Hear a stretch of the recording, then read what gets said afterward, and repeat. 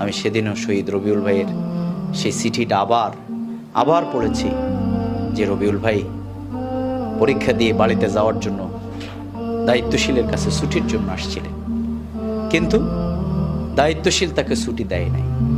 বলছেন বিশ্ববিদ্যালয়ের পরিস্থিতি ভালো না, আপনার ছুটি হবে না, আপনি থাকেন।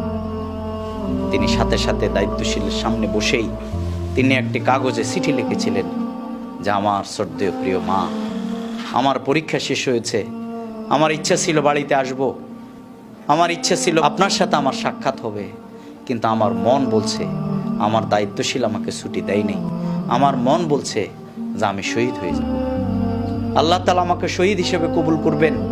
মা, আমার মন বলছে যে তোমার সাথে আমার আর দেখা হবে না। দায়িত্বশীলের সামনে বসেই লিখে দিয়েছে।